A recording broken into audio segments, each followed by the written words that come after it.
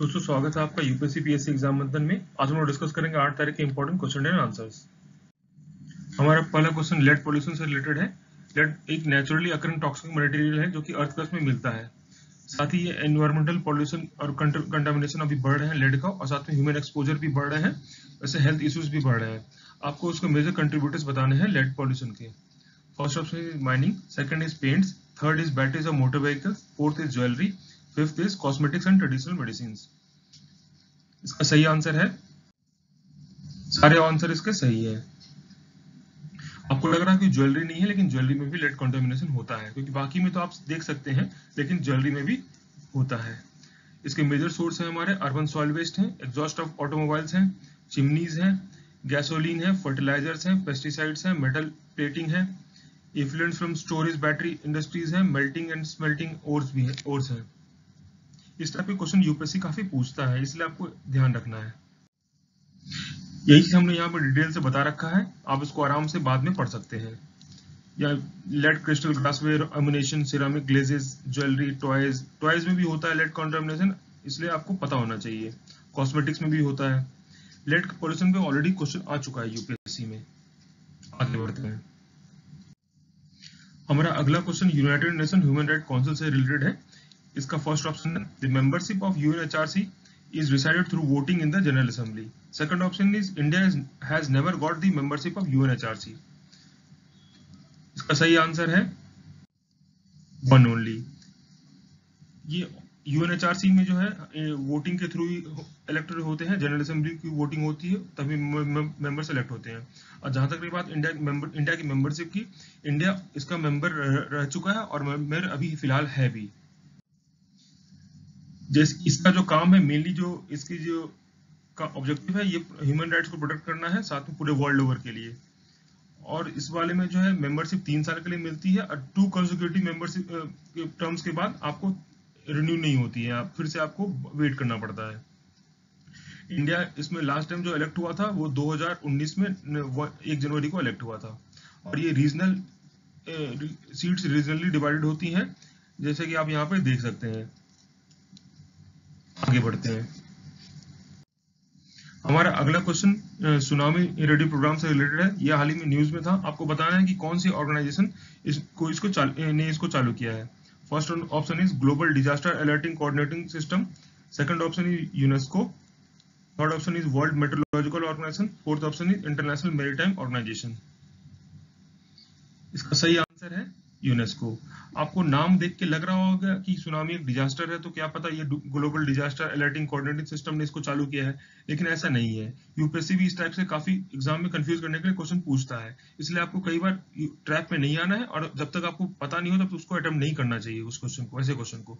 तो भाई ये सुनामी रेडियो प्रोग्राम का एम क्या था? इसका एम है कि community performance based programme initiate किया गया है आईओसी ऑफ यूनेस्को के द्वारा, ताकि सुनामी के लिए हम लोग पहले से प्रिपेयर रह सकें, और कम्युनिटी के पार्टिसिपेशन, साथ में पब्लिक का पार्टिसिपेशन और कोलैबोरेशन नेशनल और लोकल लेवल पे आराम से हो सके। और अभी ये न्यूज में इसलिए बना हुआ था क्योंकि उड़ीसा हमारा फर्स्ट स्टेट बन गया है to have tsunami ready recognised communities. आपको ध्यान रखना है, उड़ीसा फर्स्ट स्टेट बना है। आगे बढ़ते हैं। हमारा अगला क्वेश्चन इन्फ्लेशन टारगेटिंग से रिलेटेड है, जो कि आरबीआई से रिलेटेड है। इसका फर्स्ट ऑप्शन है determining targets for consumer price index is part of monetary policy committee of RBI. Second option is inflation target is set by RBI on an annual basis. सही answer है इसका one only. जो हमारा CPI है, monetary policy committee द्वारा ही इसको determine करना है, उसको टारगेट रेंज में रखा जाता है। और जहां तक रही बात इसको एनुअल बेसिस पे करने के लिए, ये एनुअली डिसाइड नहीं होता है। इसके बारे में थोड़ा डिटेल से देखते हैं। हमारा जो मॉनेटरी पॉलिसी है, ये बनाया गया है गवर्नमेंट और आरबीआई के द्वारा मिल करके, और उसका जो रेंज है वो 5 साल में के लिए एक बार डिसाइड होता है। कंसल्टेशन होता है गवर्नमेंट का साथ में आरबीआई के साथ। और जो अभी फिलहाल जो रेंज चल रहा है वो 4% ±2 चल रहा है। इसका मतलब हुआ कि आपको जो सीपीआई है वो 2 से 6% के अंदर रखना है, इसलिए हमारा फर्स्ट ऑप्शन सही था। और हमारा जो इसको लीगल बैकिंग मिला था 2016 में,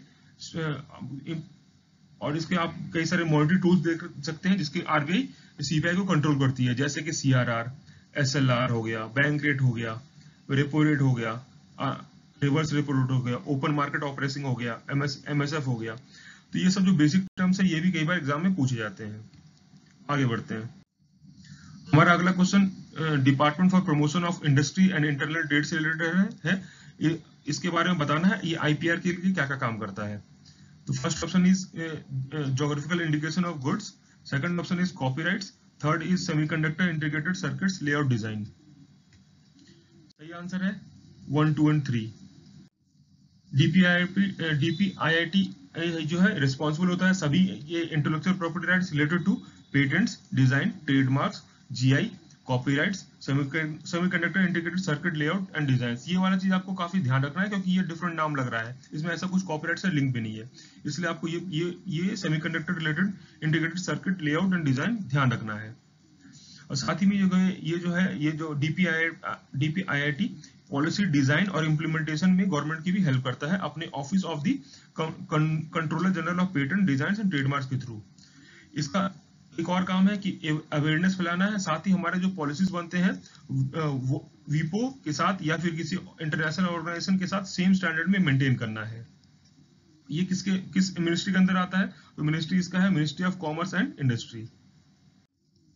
हमारा अगला क्वेश्चन रिलेटेड है पोकल्ली वैरायटी ऑफ राइस से रिलेटेड है, ये अभी न्यूज में बना हुआ था। इसका पहला ऑप्शन है it is grown extensively in tracts of Sundarbans. Second option is it has received a GI tag for unique saline tolerant ability. सही आंसर है इसका 2 ओनली।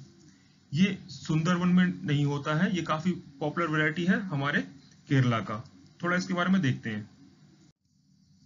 ये जो हमारा पोकल्ली राइस का वैरायटी है ये काफी कोस्टल एरियाज में ऑफ केरला में ग्रो किया जाता है और ये सॉल्ट वाटर रेजिस्टेंट होता है, पोटेंशियल टू सर्वाइव फ्लड्स होता है, सैलिनिटी रिमूव्ड बाय रेन्स होता है, कर लेता है काफी ये वाले जो राइस वैरायटी है। और सुंदरबन में भी जो कि अभी क्या हुआ कि हमारे सैलिनिटी बढ़ गई है, वहां पे इंट्रूजन ऑफ सॉल्ट वाटर हो गया है, तो 80% ऑफ जो राइस वैराइटीज हम लोग को वहां पे यूज करने के लिए चल रहा है। अभी गवर्नमेंट भी सोच रही है इस बारे में, तो ये काफी इंपॉर्टेंट है अभी फिलहाल के लिए। और इस जो हमारा पोकल्ली राइस है इसको जीआई टैग फिलहाल मिला हुआ है। आगे बढ़ते हैं। ये कुछ रिपोर्ट दिए गए हैं, आपको बताना है कि सही मैच किया गया है या नहीं।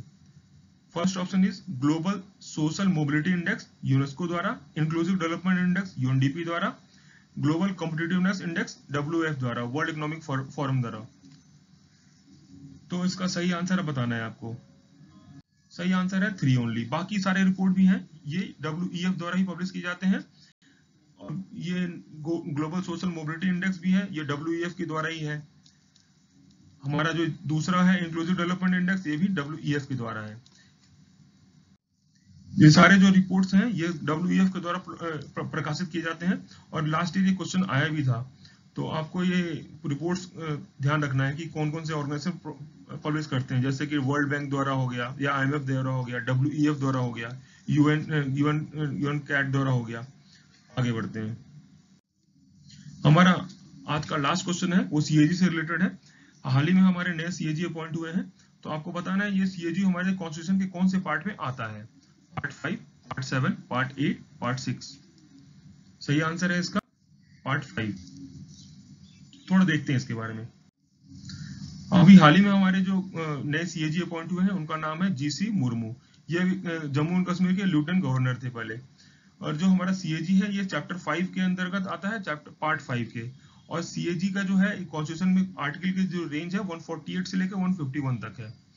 और ये हमारे जो सीएजी बनते हैं ये हेड करते हैं, head of the Indian audit and account department को हेड करते हैं। और इनकी रिस्पॉन्सिबिलिटी होती है, ये इनको खास में बोला भी जाता है कि guardian of the public purse भी कहा जाता है। दोस्तों इसी के साथ हमारा आज का क्वेश्चन आंसर का सेशन समाप्त होता है। कृपया करके लाइक, शेयर और सब्सक्राइब करना ना भूलें। धन्यवाद।